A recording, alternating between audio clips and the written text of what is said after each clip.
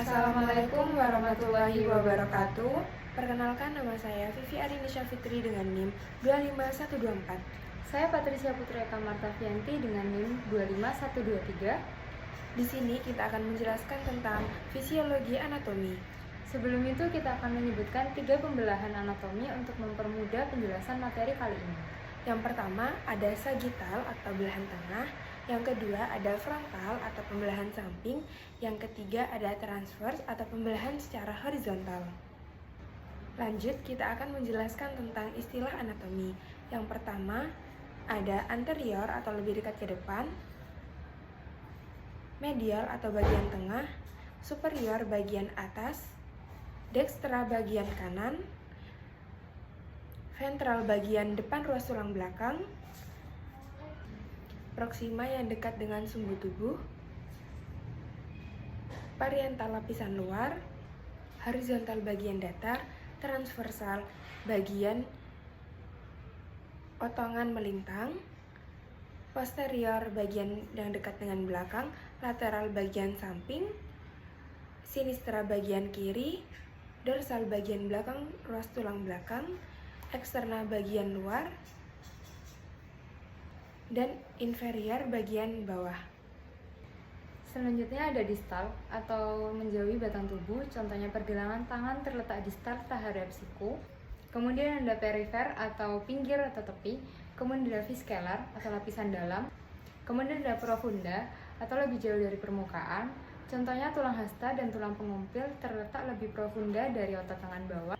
Kemudian ada vertika atau bidang tegak, kemudian ada longitudinal atau patukan memanjang, sentral bagian tengah, ascendent bagian naik, descendant bagian turun, kranial bagian kepala, caudal bagian ekor, palmar ke arah palmaris manus atau anggota gerak atas, kemudian ada plantar ke arah plantar pedis atau anggota gerak bawah, kemudian ada ulnar ke arah ulna atau tulang hasta, kemudian ada radial atau ke arah radius tulang pengumpil, kemudian ada tibial ke arah tibia atau tulang kering, kemudian yang terakhir adalah fibular ke arah fibula atau tulang betis. Lanjut, kita akan menjelaskan tentang posisi anatomi. Yang pertama ada berdiri atau posisi anatomi, dilakukan dengan cara berdiri menghadap depan, pandangan lurus pada pengamat, serta kedua tangan diletakkan di kedua sisi badan. Yang kedua ada terlentang atau supin, dilakukan dengan cara berbaring dan pandangan menghadap ke atas. Kemudian ada prone atau tengkurap. Biasanya pada posisi ini punggung menghadap ke atas dan wajah menghadap ke bawah. Dan yang terakhir adalah posisi litotomi.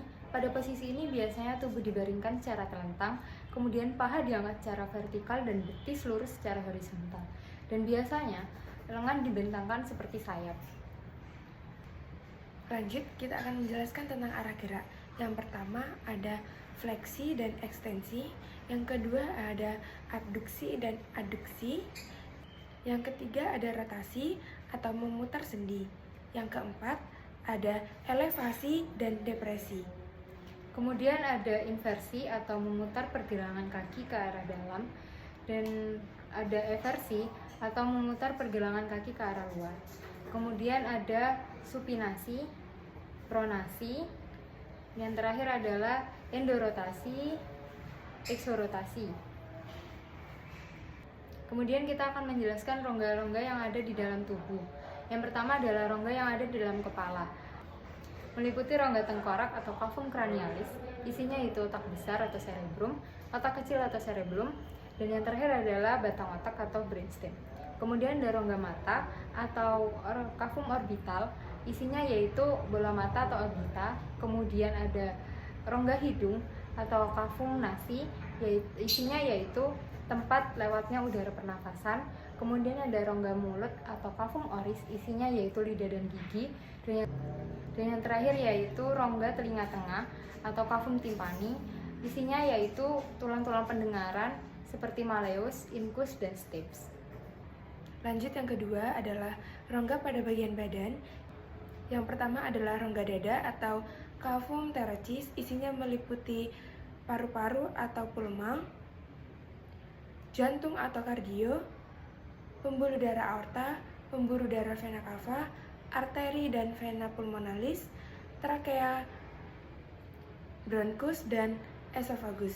Yang kedua, rongga pada bagian perut atau cavum abdomen, isinya meliputi lambung atau gaster, usus halus, intestinum, duodenum, jejunum, usus besar atau kolon, limfa atau lien, hati, serta jantung atau renal. Yang ketiga adalah rongga pada bagian panggul atau cavum pelvis. Isinya meliputi kandung kemih atau biasa disebut dengan vesika urinaria, prostat yang terdapat pada laki-laki, dan ovarium yang terdapat pada perempuan. Sekian dari kami, terima kasih. Wassalamualaikum warahmatullahi wabarakatuh.